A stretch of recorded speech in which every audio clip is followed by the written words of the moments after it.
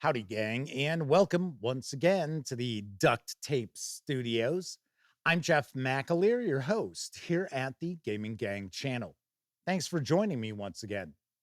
Before I get into today's first look, I do want to remind you if you enjoy the Gaming Gang and would like to support the outlet, you can do so in a couple of ways. First, you can make a one-time donation by way of PayPal, or you can become a monthly member of our Patreon. You'll find links down in the show notes. And also, don't forget, be sure to hang with the gang over on Discord. There's an invite to our Discord server also down in those show notes. Today, I am going to be sharing a first look at Starfinder 2nd Edition Player Core from Paizo Inc. This 464-page hardcover arrives in stores on July 31st. It's going to carry an MSRP of $69.99. If you want to just grab the PDF alone, you'll be able to do so on that very same day for $19.99. Also, stay tuned because I'll be letting you know how you can get into the running to be one of 2 lucky viewers to win a copy of Starfinder 2nd Edition Player Core in PDF.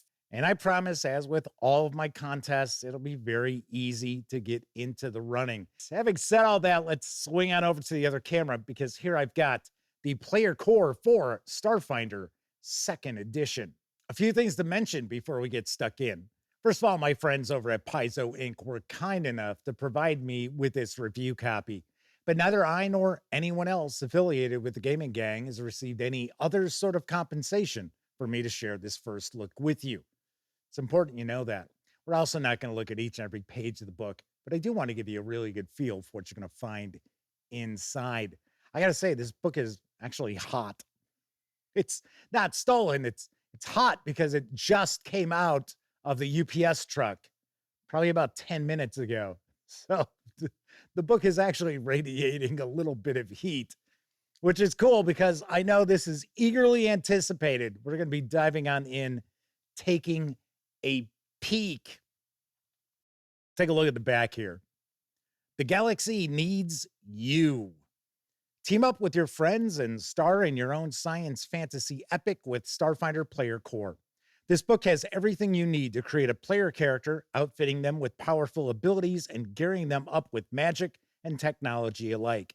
Prepare to launch into a galaxy teeming with alien worlds, dangerous monsters, treacherous foes, and tantalizing loot. The wonders of space await you. Are you ready? Starfinder Player Core is the definitive entry point for Starfinder 2nd Edition. The book presents 6 classes and 10 ancestries, plus backgrounds, feats, items, skills, spells, and more, all compatible with the Pathfinder 2nd Edition fantasy role-playing game. That last sentence there is very, very important. That's why a lot of people are very, very excited, because since its inception, Starfinder was built upon the same open game license that the first edition of Pathfinder had been. And of course, Pathfinder 2nd Edition is completely different with the 3-action economy and so forth. So you couldn't segue from Starfinder to Pathfinder, Pathfinder to Starfinder, because they're not the same mechanics. With the 2nd edition, they shall be. First thing we're going to do here is take a peek at the credits page. A lot of folks work very hard to bring this to life. So we're going to have an introduction, then we're going to get into our ancestries and backgrounds, classes, skills, feats, equipment, spells, and then playing the game. I should point out, the Gaming Gang is not a Pathfinder outlet. We're not a Starfinder outlet. Yes, I do cover Paizo Inc. releases. I do review Pathfinder and Starfinder. I also have a reviewer who tackles the Pathfinder and Starfinder releases. But we're not only devoted to Pathfinder or Starfinder. So there are dozens of publishers that I work with, hundreds of role-playing game releases that I have tackled.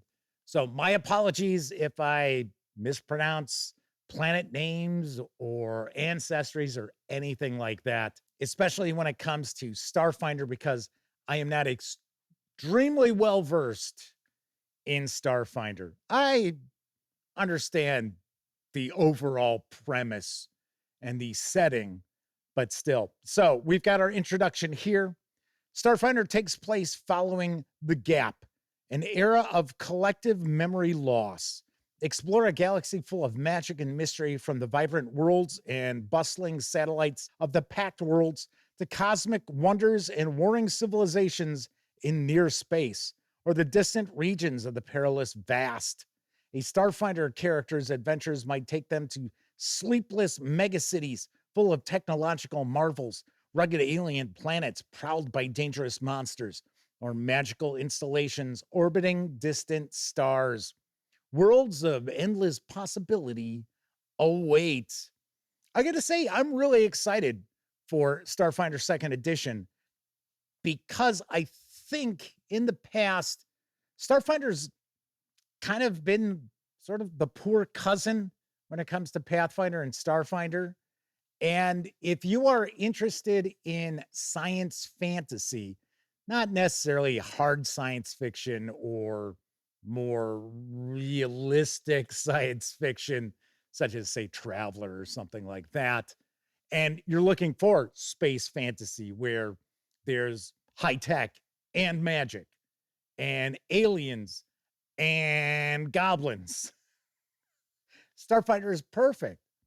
It is pretty much, at least the first edition, in my opinion, probably the role playing game that offers the most customizability with your player characters out of just about any role playing game I'm familiar with. Now, of course, this is the second edition. This is just starting out. You're not going to have that sheer number of options available to you, but we'll get there. I'm sure we will. So this is going to have our traditional 6 attributes. We've got our strength, dexterity, constitution, intelligence, wisdom, and charisma. We do have the range from 3 to 18 as our standard. And we're going to utilize modifiers. So based upon your score, will indicate if you have a positive or negative modifier to a 20-sided die. You are going to have a DC. You're going to have a target number that you are going to be looking to meet or exceed in order to be successful at what you're attempting to do. If you've played Dungeons and Dragons, if you've played Pathfinder, either edition of Pathfinder, if you've played just about any D20 game in the last 10, 15 years, you'll feel right at home mechanically with Starfinder Second Edition's action resolution. Now, what is different with Starfinder and Pathfinder is the 3 action economy. And we'll get into that a little bit more when we get into our rules of play. So let's see. We have got our Ancestries. Once again, I apologize. I guarantee I'm going to mispronounce some of these. Android. Well, I knew I'd get that right. Barathu, human. Kasatha, Lashunta, Paktra, Shirin. Isn't that what Chick Chick is? The insect guy. I played Chick Chick in a playtest adventure at a little convention. It was pretty fun. Skittermanders, Vesk, Yas, is it Isaki? I bet you it's probably Isaki. Now we also have some versatile heritages, the Borai and the Presmeni. So these are our starting ancestries that we have available to us. So it's going to tell us a little bit of information. What is that ancestry? It looks like our attribute boosts. I believe we get +1. So dexterity, intelligence, and then a free choice for the android. The human gets 2 free attribute boosts. We have a flaw here, so you're going to subtract from your attribute here. Android is charisma. Human doesn't have a flaw. Ha! So you'll find, oh, hey, the Lashunta do not have a flaw either. That's kind of cool. So we're going to get a breakdown of how to create your characters. So first thing you're going to want to do is try to come up with a concept. And then you're going to choose an ancestry, it looks like, and then you will no doubt choose your class. Now, there are 6 classes that are present in this player core that I already knew coming into this. I have also heard some folks grumbling a little bit. They would like to have seen 7 or 8. I know there are a couple of classes off the top of my head. I forget what they were. I think one of them is a mechanic that had been play tested. They will be released in an upcoming supplement. So as we have seen with Pathfinder, I guarantee with this edition of Starfinder, we are going to see various releases come out that are going to include new ancestries, new backgrounds, skills, feats, so forth, and classes. The Galaxy Guide, which is already out, which I have reviewed, has some additional ancestries. There are 6 ancestries that are included in that book, which now brings our total available to us of 16. So we've got the Envoy, the Mystic, the Operative, the Solarian, the Soldier, and the Witch Warper. I am going to share a little bit of info about each of these as we take a peek through. I think these are example characters. Oh, no, I'm sorry. I take that back. These are...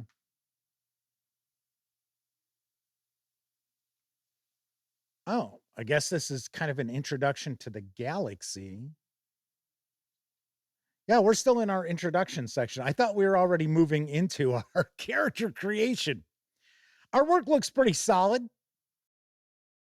The paper stock is a little bit on the thinner side. It's what we tend to see from Paizo Inc.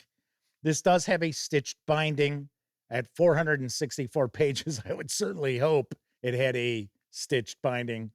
I'll take a guess this should hold up relatively well, as long as you're not the sort of person who beats the hell out of their game books.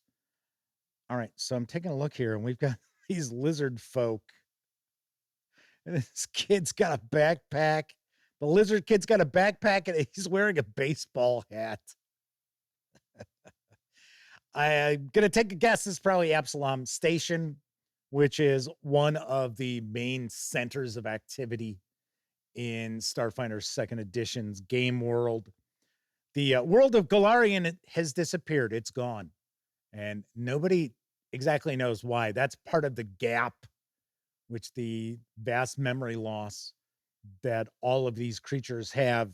One of the things that happened during that time is the planet of Golarion ceased to exist. And in its place, it was replaced with this massive space station that is Absalom Station. So this is going to get into our ancestries. So first of all, here's our android. Androids first emerged as synthetic beings crafted by many technologically advanced civilizations throughout the galaxy. The first androids were created by humanoid peoples in their own images.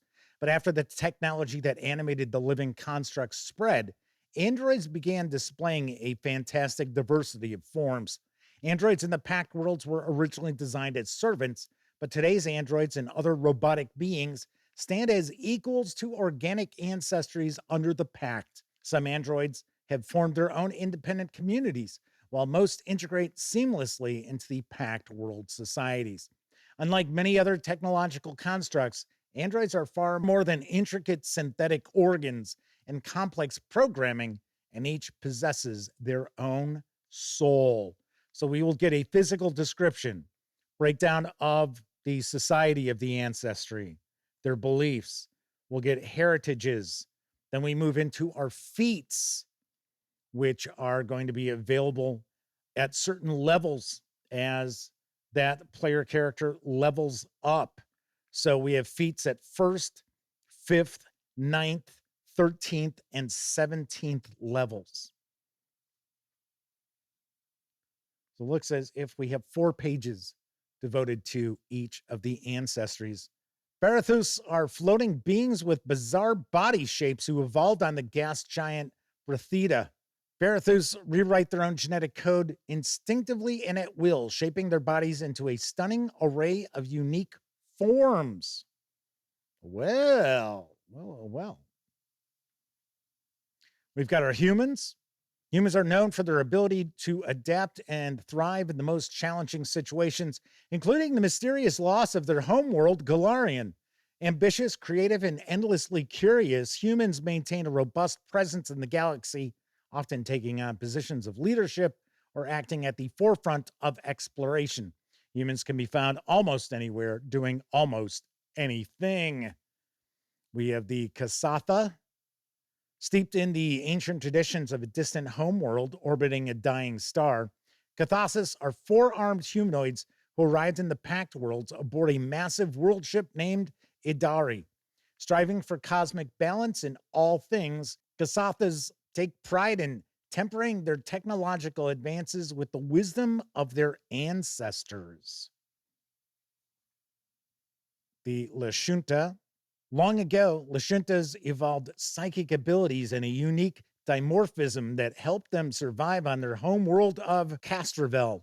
In modern times, Lashuntas manipulate their own genetics at puberty, allowing each individual to develop into an enhanced scholar or warrior, though not every Lashunta commits to these traditional choices. We have the Patra.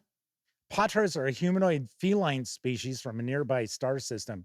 They're highly competitive and known for their achievements in magic, music, and war. Their homeworld was recently freed from the Vescarium's occupation, and they've joined the Pact Worlds. So these are like cat folk. The Shirin, the insectile Shirin, split from the destructive swarm, forsaking the ruthless hive mind to pursue personal freedom and end the cycle of interstellar violence. Shirins are a species of telepaths devoted to their own individualism, building chosen communities and living in harmony with other peoples. These are very cool, I gotta say. Once again, as I pointed out, I know a little bit about Starfinder. I've reviewed a few Starfinder releases. Sammy Uhas, who writes written reviews for the Gaming Gang, she will normally tackle a lot of the Pathfinder and Starfinder releases. Now, of course, keep in mind, I have received all of the other items that are coming out at Gen Con, also hitting stores July 31st. On Tuesday, July 22nd, that is my next live stream. I will be sharing a Paizo preview, Gen Con edition, on the Gaming Gang Dispatch. I will quickly flip through this once again, but tonight we're diving further in for this first look than I normally would in the Paizo preview. So we got the Skittermander. Skittermanders are energetic, six-armed humanoids with brightly colored fur. Skittermanders accomplish tasks with chaotic enthusiasm and typically enjoy teamwork, defying even their would-be conquerors through collaboration. The Vesk are a warmongering reptilian people who conquered the 8 worlds in their solar system shortly after they developed spaceflight, forming the Vescarium Empire. Vesk tend to embrace conflict and respect strength and military might. The Isoki, these are mice or rat creatures, if I remember correctly. Oh, actually, right here it says once known as rat folk. There you go. Isoki are clever and flexible. With roots on countless worlds, Isoki work alongside larger species, helping to establish communities and accomplish tough tasks. From the largest of crowds to the tightest of tunnels, and Isoki always knows how to find their way. So we got our versatile heritages. There were a couple that we saw, talking about mixed ancestries. So we have the Borai, the Prismeni. The Borai is simultaneously living and dead, a corpse reanimated by their own soul into something just barely alive. Despite being corporeal undead, a Borai's body is a living shell that protects their tattered undead soul, making them something altogether unique. That's cool. And the Prismeti are suffused with the energy of the Drift, a recently discovered hyperspace plane, and are spiritual kin to the Spectra who call that plane home. Wherever they go and whatever they do, they always carry a fragment of the drift inside them, and they can access that plane and its power through this internal connection. All right, then we get into our backgrounds. Some of the backgrounds that we have available: artist, bounty hunter, cleaner. You know how to remove all traces of a crime, whether you worked under the table for legitimate clients like Abadar Corp or learned your trade working for shady organizations and crime bosses. You know how to leave a crime scene as good as new. I was going to say, we're not talking about someone who's like cleaning trash and mopping floors. Got the detective, the diplomat, gene splicer, miner, and of course, you'll get skills. So you'll get available skills because of your background. So, as an example, we've got the prisoner is trained in the stealth skill and the underworld lore skill. You gain the experienced smuggler skill feat. We will talk about the various different experience levels of skills in just a few moments. So we're going to also see some different feats.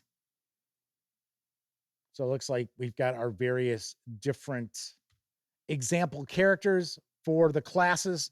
So we've got our envoy, our Solarian, our mystic, our soldier, our operative, and our witch warper. And there's Chick Chick.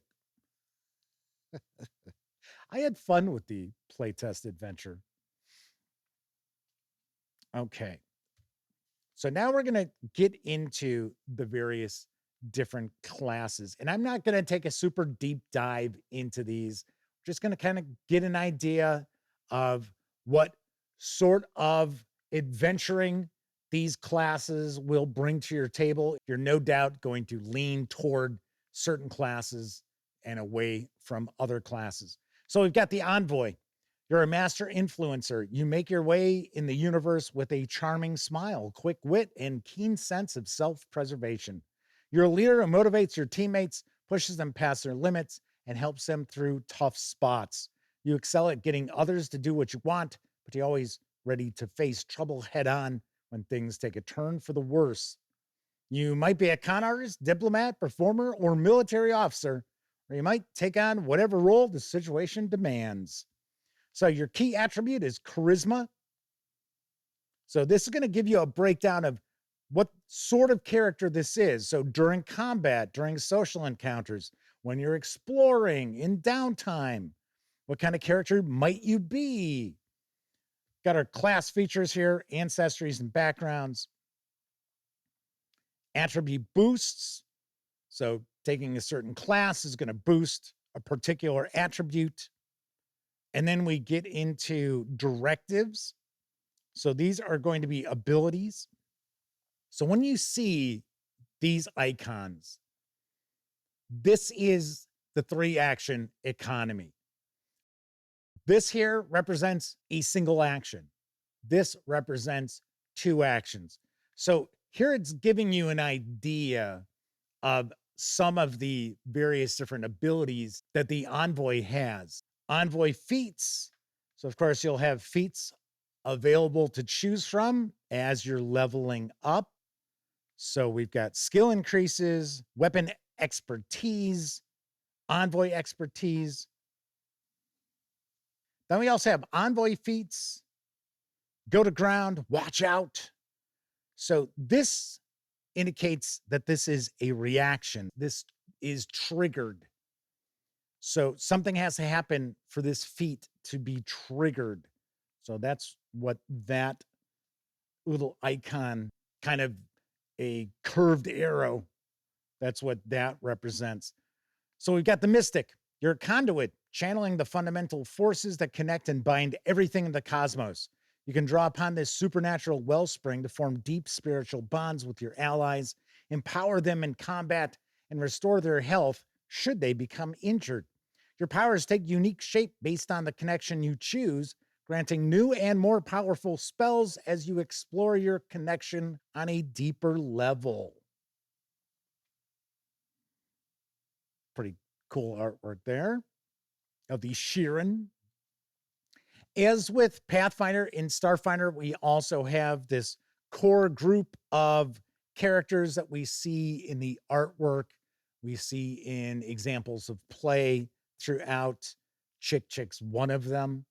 So we've got the operative, your focused, quick-witted professional who thrives in high-stakes combat.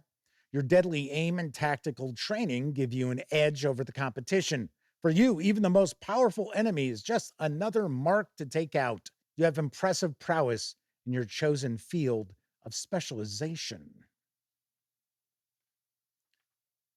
So we'll also get samples here too, which actually show us the different types of characters that you can make within the class. And they can be very different, very unique. Here's our Solarian. You're a conduit for the stellar forces of the cosmos, a solar knight. The powers of gravity and light represent the extremes of these forces, and you can attune yourself between them. As an agent of this cycle, you manifest an array of solar equipment and use your own connection to stellar forces to empower them. Regardless of which extreme of the stellar spectrum you prefer, you can change your attunement between them to take advantage of solar powers earned through meditation and practice. So once again, we get some of their abilities, some of their feats. Here's another sample Solarian. I know in Pathfinder, we've seen some of the classes with 3 different examples, and they are quite different. Is this our soldier? Yep. Went a little far. There we go. You're a master of area weapons, heavy armor, and soaking damage. You fight in the thick of the battle and unleash devastating salvos against your foes as you take withering fire in return.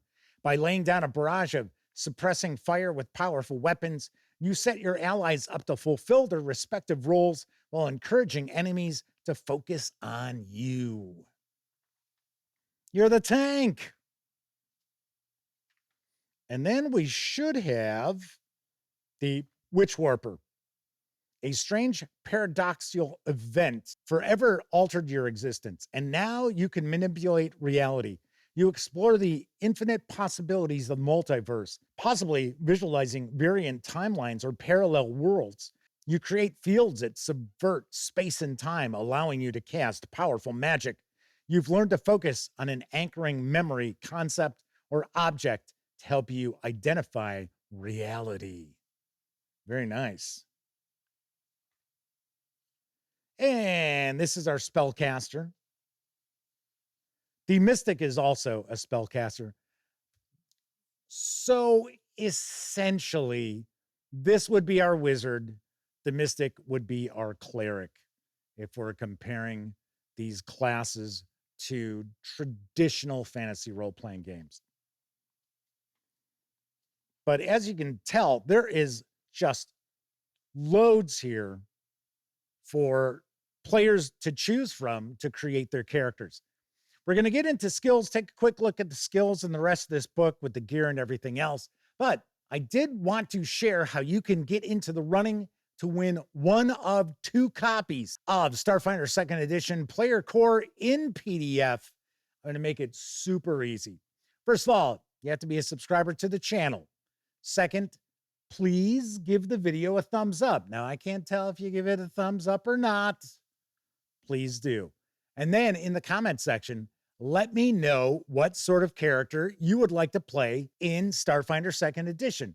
Tell me what the ancestry you would pick would be, as well as your class. And then I will randomly choose 2 of those comments, and I will reveal the winners on the August 5th edition of the Gaming Gang Dispatch. Because, of course, I will be at Gen Con the last week of July into August. I will be at Gen Con when this hits stores. So I will not be choosing the winner until I get back. So you will have up until August 4th to get into the running. So keep that in mind as well. So now we're going to get into skills. And skills, a lot of times, will give you an additional sort of ability. So we have crafting. It's an intelligence group. So we've got repair. You spend 10 minutes attempting to fix a damaged item, placing the item on a stable surface and using the repair toolkit with both hands.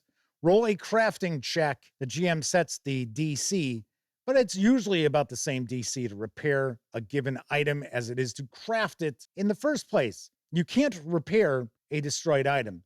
Then we've got our critical success, critical failure. We'll get into those as we jump on further in when we get into our rules of play. So we're just taking a peek at all the various different skills and such. So normally what we'll see is experience levels, training levels in your skills, and it's normally by grouping. So if you have a skill that falls under, like we just saw, crafting, you would add your intelligence modifier to that.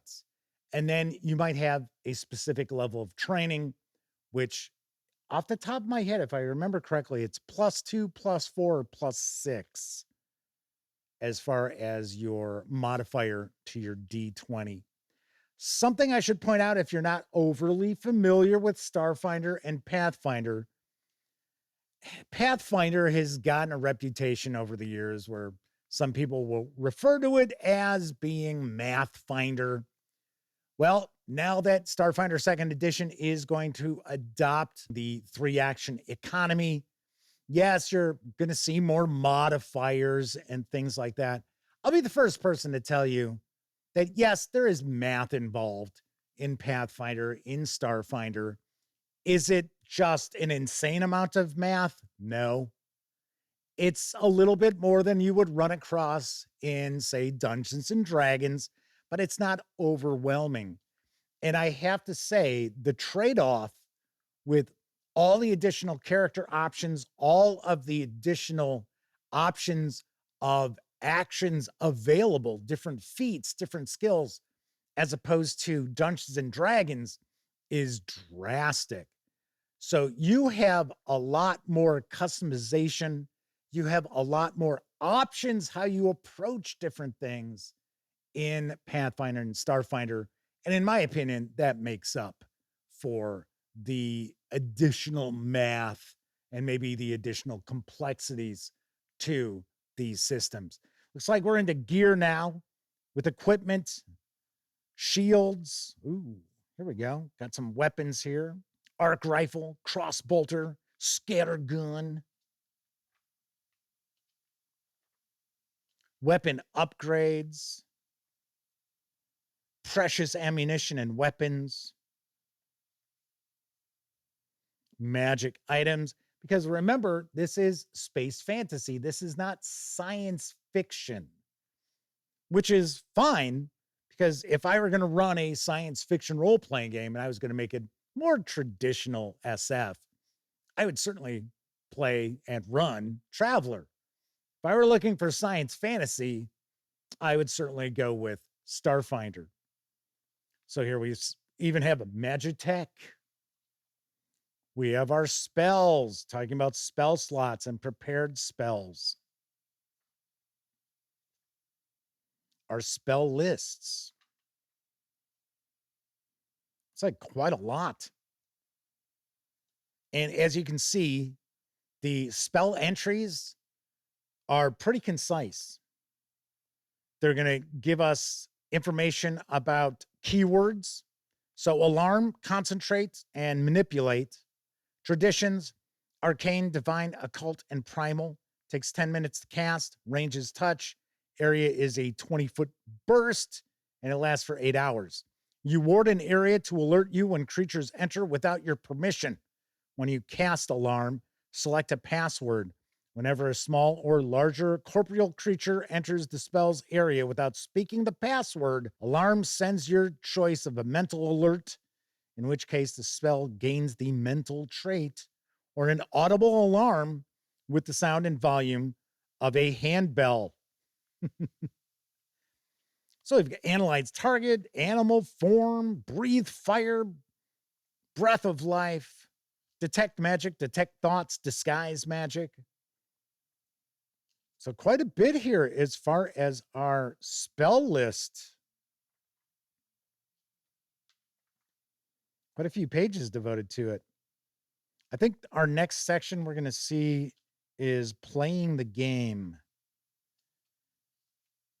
Because I think that's what a lot of people are kind of curious about, especially if they're not familiar with Pathfinder 2nd Edition Remaster.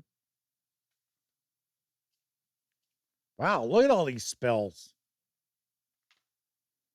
And it looks like we might have them broken up by traditions. Yeah, see, here's healing, rituals. So we have spells, we also have rituals. Aha, playing the game.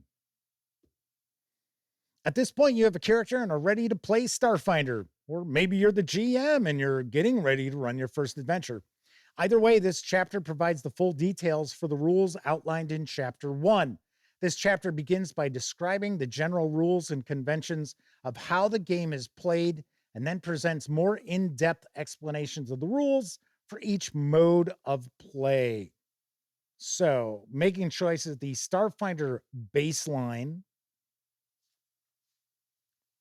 actions. During an encounter, you get 3 actions and 1 reaction per turn.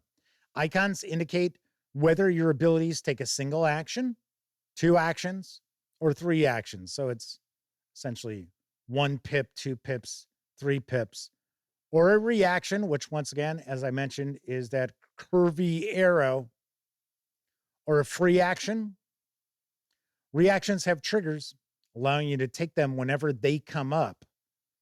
The ready basic action lets you prepare to use a single action as a reaction. Rolling your checks. An action that can potentially fail requires rolling a check. Roll a 20-sided die and identify the modifiers, bonuses, and penalties that apply. Then calculate the result, compare it to the DC, your target number, and determine the degree of success and the effect. If you beat the DC by 10 or more, it is a critical success. And if you miss the DC by 10 or more, then that's a critical failure. And these happen more often than you might think, because as you take attacks, as an example, your first attack, you're fine. If you make a second attack, because remember, you have 3 actions in a turn, there's a negative modifier to that attack. And if you make a third attack, there is an even bigger negative modifier.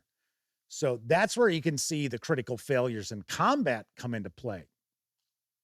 So you got hit points, healing, and dying. Well, you have the dying condition, you're bleeding out or otherwise at death's door.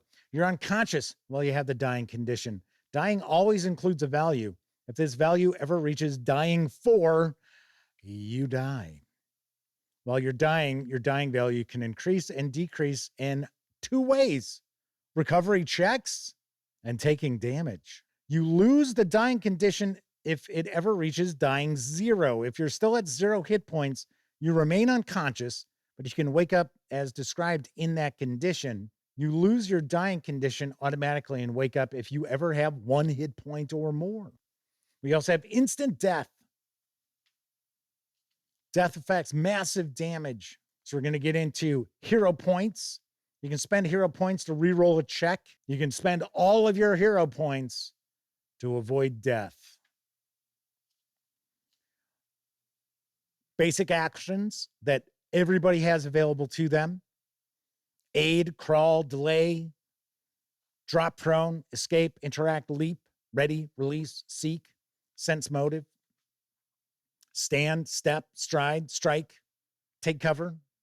Then we have some specialty basic actions, which will come up in certain situations. And we've got our movement, falling, tactical movement. Of course, the Game Master Core, which is on the horizon for Starfinder 2nd Edition, is going to get far more into the details about combat and death and dying, damage, all those sorts of things. We have different effects. We have different conditions. Here we have area effect templates. afflictions, perception and detection,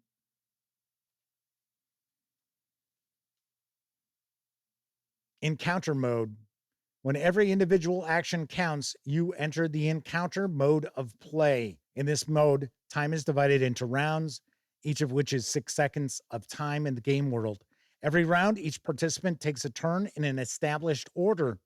During your turn, you can use actions depending on the details of the encounter, or might have the opportunity to use reactions and free actions on your own turn and on others' turns.